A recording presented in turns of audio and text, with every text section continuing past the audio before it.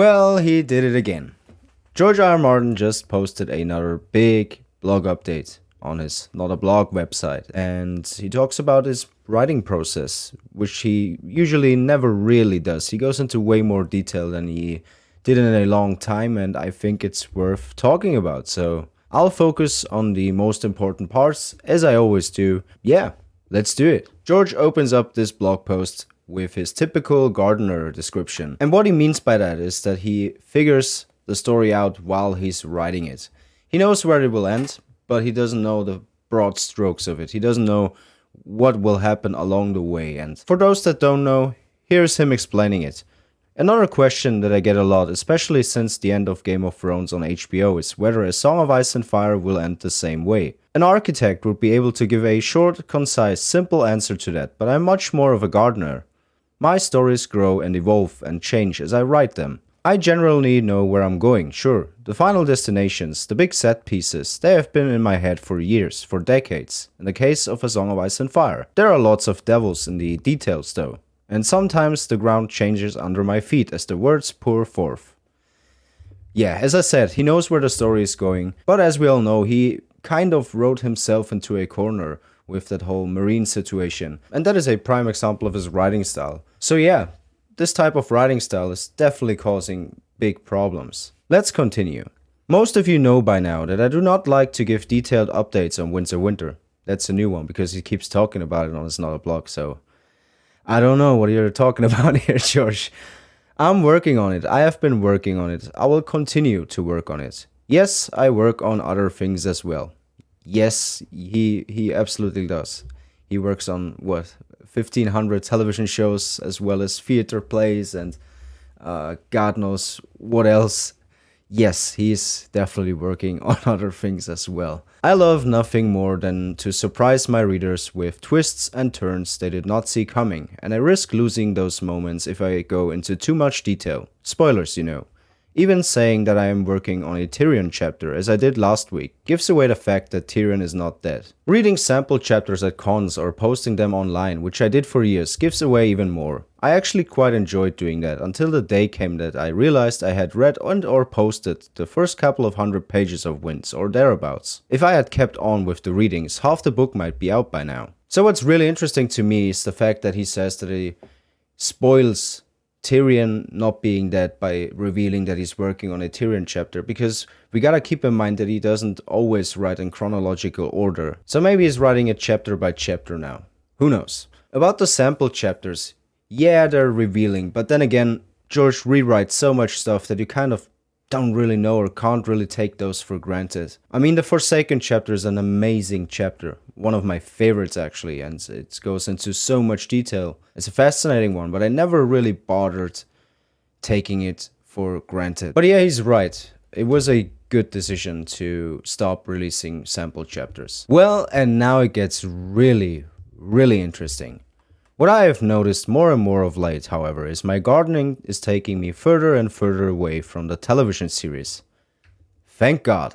Yes, some of the things you saw on HBO in Game of Thrones, you will also see in The Winds of Winter, though maybe not in quite the same ways, but much of the rest will be quite different. And that is music to my ears. Now obviously, things like the Hodor hold the door reveal, or Jon Snow still playing a part in the story, things like that will probably stay the same. But if you look at all the characters we have the Game of Thrones cut out, it can't be the same thing.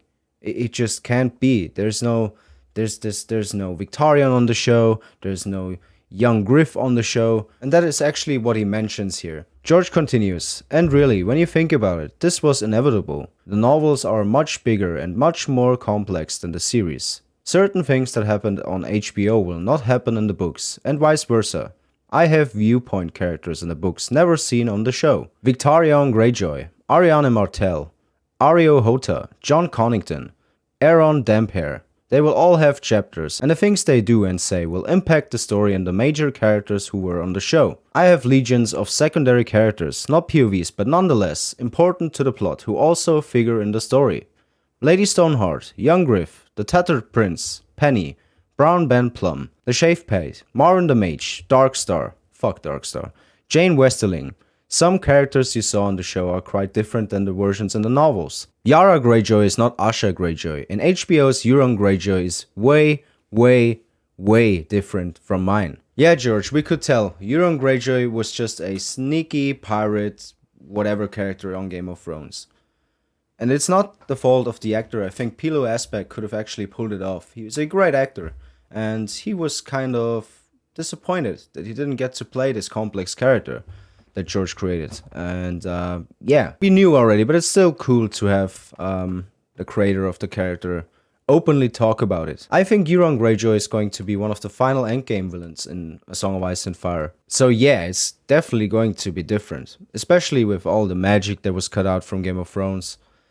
Yes, absolutely. Then he continues, Quaife still has a part to play. So does Rickon Stark and poor Jane Poole. And, well, the list is long, and this is part of why Winds is taking so long. This is hard, guys. Yeah, another character. Quaife never returned on Game of Thrones after Season 2. Rickon Stark, I imagine, will play a much bigger part than in Game of Thrones as well, with him being in Skagos, Davos sailing there. I think there's something going on. Maybe the wildlings from Hardhome will arrive on that island. Maybe we'll see some cannibalism. We'll definitely see some unicorns. And then we have Jane Poole. Yeah, of course. Fake Arya Stark at the moment, heading for the wall. It's very interesting to see the reaction of Jon Snow, if he's back alive at that point. I think that whole thing with Jane Poole is quite interesting in that Justin Massey is delivering a fake Arya Stark to Jon. And maybe Justin Massey will meet the real Arya in Braavos and take her to Westeros by accident. Kind of a nice little parallel there. But anyways, let's continue. Not going into too much tinfoil today. George continues. Oh, and there will be new characters as well. No new viewpoints, I promise you that, but with all these journeys and battles and scheming to come, inevitably our major players will be encountering new people in the lands far and near. Okay, well, it's a great thing that George will not add any new viewpoints. I think we are at, 20?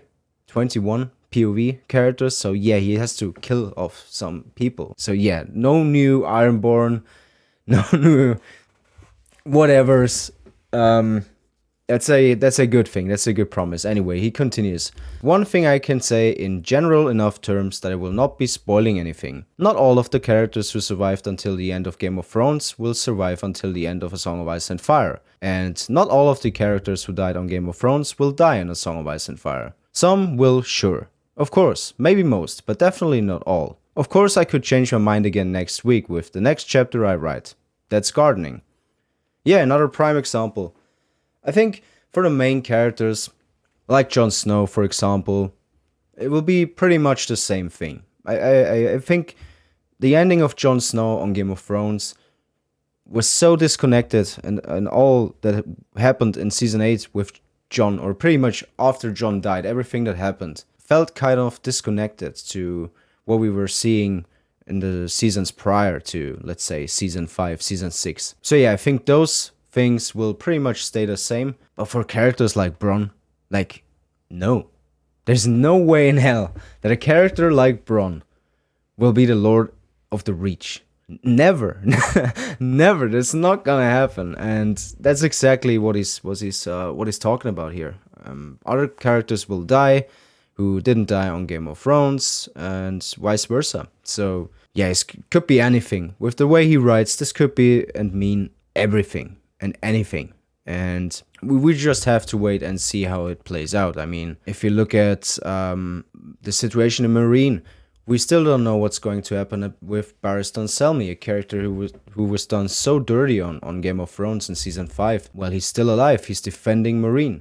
Stuff like that. So yeah, there's loads to look forward to, and I hope one day we're gonna read it. But anyway, let's continue. George continues. And the ending. You will need to wait until I get there. Some things will be the same. A lot will not. No doubt, once I am done, there will be a huge debate about which version of the story is better. Some people will like my book. Others will prefer the television show. And that's fine, you pay your money and you make your choice. I do fear that a certain proportion of fans are so angry about how long Winds is taking me that they are prepared to hate the book unread. That saddens me, but there is nothing I can do about it, but write the best book that I can and hope that when it comes out, most fans will read it with clean hands and an open mind. So, it's interesting that he keeps talking about fan perception. He keeps talking about how fandoms grow more and more toxic, about how much he fears certain stuff, certain things happening, very much does so just at the end there. I really believe that the pressure is getting to him. And I think it's one of the biggest influences on why we still don't have Winds of Winter. Understandable, it's his legacy. This world is his legacy. He always said he never goes online and he never checks fan theories or whatever, but come on, like... It's just human to check in with reviews or certain things, certain articles. And the outcry about Season 8 was so big that it obviously would affect him. But yeah, George ends it with, "That's all I can tell you right now. I need to get back to the garden. Tyrion is waiting for me." Spoiler alert, I guess.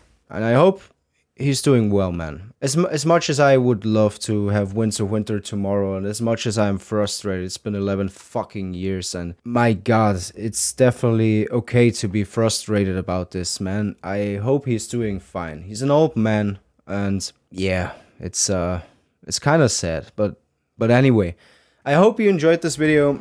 Thank you so much for watching. On Sunday there will be my last ever Star Wars video on this channel. I'm hoping to see you there. It's gonna be a big discussion type video about Disney Star Wars in general. It started out as a Kenobi review, but you will see. Thank you guys so much for watching.